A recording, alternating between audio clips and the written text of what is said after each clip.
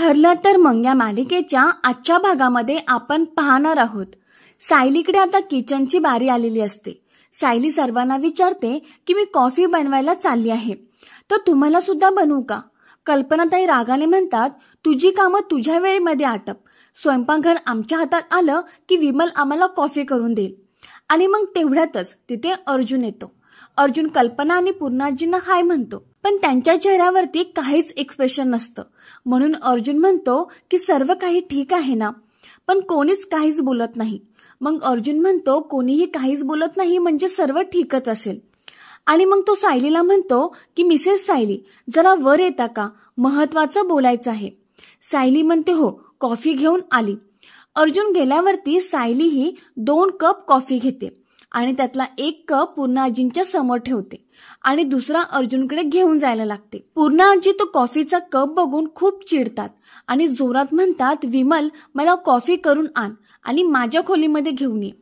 सायली हे सर्व पाहत उभी असते। तिला वाटत असतं की पूर्णाजी तिने दिलेली कॉफी पितील, पण पूर्णाजी तशाच रागाने त्यांच्या रूम मध्ये निघून जातात। मग सायली ही कॉफी घेऊन रूम मध्ये जाते। रूम मध्ये गेल्यावरती अर्जुन हा थोडासा टेन्शन मध्ये असतो। तेव्हा सायली त्याला विचारते की काय हो, काय झालं? जोशी वकिलांनी मधुभाऊंना अजून काही चुकीचं सांगितलं नाही ना? तेव्हा अर्जुन म्हणतो तो माणूसच चुकीचा आहे मिसेस। आणि नंतर मग अर्जुन सायलीला झालेला सर्व प्रकार सांगतो। तो सायलीला सांगतो की तो जोशी वकील हा महिपतचाच माणूस आहे। सायली पण हे ऐकून शॉक होते। ती म्हणते म्हणजे तो जोशी महिपतचाच माणूस आहे, म्हणजे मधुभाऊंची तो एवढी मोठी फसवणूक करत आहे। अर्जुन म्हणतो की जेव्हा तो समोरून मधुभाऊंची केस घ्यायला आला होता ना, तेव्हाच मला संशय आला होता। सायली म्हणते त्या महिपत आणि जोशींचं काहीही असू द्या, पण ती लोक हे विसरतायत की तुम्ही मधुभाऊंच्या समोर ढाल बनून उभे आहात। आपण हे सगळं लगेचच मधुभाऊंना सांगून टाकूयात। पण अर्जुन म्हणतो सांगून मधुभाऊ ऐकणार आहेत का? सायली म्हणते तेही खरंच आहे, मधुभाऊंचा तुमच्यापेक्षा त्या जोशी वकिलावरती विश्वास जास्त आहे। अर्जुन म्हणतो की तुम्ही एक काम करा, तुम्ही कुसुमताईंना फोन करा आणि त्यांना हे सर्व काही सांगा, म्हणजे पुढे काही जोशी वकिलांनी प्रॉब्लेम क्रिएट केला तर कुसुमताई हँडल करतील। आणि मग सायली ही कुसुमताईंना फोन करते आणि जोशी वकिलाबद्दल सर्व काही कुसुमताईंना सांगते। सायली कुसुमताईंना म्हणते की काहीही करून मधुभाऊंना सही करायला पोलीस स्टेशनला घेऊन जा, त्यांची एकही सही चुकवू नकोस। कुसुमताई बोलते ठीक आहे, मी काहीही करून मधुभाऊंना पोलीस स्टेशनला सही करायला घेऊन जाईल।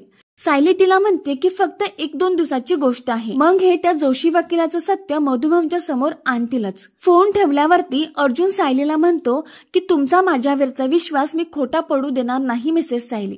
मी असं काहीतरी ट्रॅप टाकेन की त्याच्यामध्ये जोशी वकील नक्कीच फसेल। दुसऱ्या दिवशी मधुभाऊ हे पेपर वाचत बसलेले असतात। तेव्हा कुसुमताई त्यांना जाऊन सांगते की आपण जाऊया का पोलीस स्टेशनला सही करायला, येताना भाजी पण घेऊन येऊयात। मधुभाऊ म्हणतात भाजी आणायला तूच जा, माझे पाय खूप दुखतायत, मी आता काही घराच्या बाहेर पडणार नाही। तेव्हा कुसुम म्हणते पण मधुभाऊ सही तर करायलाच हवी ना। तेव्हा मधुभाऊ म्हणतात ते जोशी वकील म्हणाले ना की रोजच्या रोज सहीची काहीच आवश्यकता नाही। मग कुसुम म्हणते पण ते काल म्हटले ना, आज नाही। मधुभाऊ तिला म्हणतात की थांब, मी फोनच करतो आणि त्यांना विचारतो की आज जाणं आवश्यक आहे का। तेव्हा कुसुमताई त्यांना ओरडत म्हणते की रोज रोज कशाला फोन करताय, कामात असतील ना ते, काल बघितलं ना किती गडबडीत होते, अगदी वैतागल्यासारखे बोलले, ऐकलं ना तुम्ही। ती त्यांना म्हणते की मधुभाऊ या पोलीस स्टेशनच्या निमित्ताने तुमचे पाय तरी मोकळे होतील, घरात बसून बसून गुडघे दुखतात, पाय आकडतात, बाहेर फिरून आलं की पाय जरा मोकळे होतील, आणि सही केली की कुठे आपलं नुकसान होणार आहे। आणि त्याच वेळेला जोशी वकील हा मधुभाऊंना फोन करत असतो, पण मधुभाऊंचा फोन लागत नाही। मग जोशी वकील वैतागून म्हणतात हा मधुकर पाटील फोन बंद करून गेला कुठे आहे, जर तो आजही पोलीस स्टेशनला सही करायला गेला तर साहेब जीव घेतील माझा। आता इकडे कुसुमताई मधुभाऊंना पोलीस स्टेशनला जाऊन सही करण्यासाठी खूप प्रयत्नानंतर तयार करते आणि मधुभाऊ मग पोलीस स्टेशनला जाण्यासाठी तयार होतात। आता अर्जुन हा त्याच्या ऑफिसमध्ये चैतन्य आणि अजून 2 साथीदारांना घेतो आणि जोशी वकिलाला कसा ट्रॅप मध्ये अडकवायचं याचा प्लॅन त्यांना सांगायला लागतो। तो एका सहकारीला सांगतो की प्रशांत तू एक फेक केस घेऊन त्या जोशी वकिलाला एका कॅफे किंवा बार मध्ये घेऊन जा आणि तो दुसऱ्याला सांगतो ते दोघे जण ज्या कॅफे किंवा बार मध्ये असतील त्याच कॅफेमध्ये आपण दोघेही एक्झॅक्टली त्यांच्या मागच्या टेबलवरती बसायचं आणि असं डिस्कशन करायचं की आपला आवाज जोशीपर्यंत पोहोचला पाहिजे, जोशीच्या कानापर्यंत ही गोष्ट पोहोचली पाहिजे की मला माझी इनलिगल प्रॉपर्टी विकायची आहे। मग त्यातला एक जण म्हणतो की पण अर्जुन सर, तुम्ही काहीतरी इनलिगल करताय हे त्या जोशी वकिलाला खरंच वाटणार नाही, त्याचा या सर्वांवरती विश्वासच बसणार नाही, कारण तुम्ही एक इमानदार वकील आहात हे जोशी वकिलाला चांगलंच माहिती आहे। तेव्हा अर्जुन म्हणतो की don't worry Prashant, I handle it. या इनलिगल प्रॉपर्टीमुळे तो जोशी वकील नक्कीच अडकेल। चैतन्य म्हणतो तुम्हाला दोघांनाही प्लॅन नीट समजलाय ना?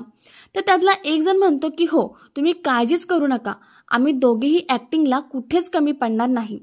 मग अर्जुन म्हणतो की ठीक आहे, या नाटकाची वेळ आणि ठिकाण मी कळवतो तुम्हाला, तुम्ही आता जाऊ शकता। मग ती दोघेही गेल्यावरती चैतन्य अर्जुनला म्हणतो की क्या बात है अर्जुन, त्या जोशीला ट्रॅप करण्यासाठी कसला भारी प्लॅन बनवला आहेस, म्हणजे तू तुझी इनलिगल प्रॉपर्टी विकतोयस हे कळल्यावरती तो जोशी लगेच जाऊन महिपतला सांगणार आणि त्या दोघांची मीटिंग होणार। अर्जुन म्हणतो त्या दोघांची मीटिंग झालीच पाहिजे, तो जोशी त्या महिपतला भेटलाच पाहिजे। त्या दोघांनाही एकत्र बघितल्याशिवाय मधुभावना विश्वासच बसणार नाही की तो जोशी महिपतचा माणूस आहे आणि मगच मधुभाव ती केस जोशीकडून काढून माझ्या हातात देतील आणि एकदा का ती केस माझ्या हातात आली ना तर मी त्या बाप लेकीला जेलमध्ये पाठवतो की नाही ते बघच। तर प्रेक्षकांनो, या सिरियलची अशीच पुढची अपडेट बघण्यासाठी या व्हिडिओला नक्की लाईक करा आणि चॅनलला सबस्क्राईब करा।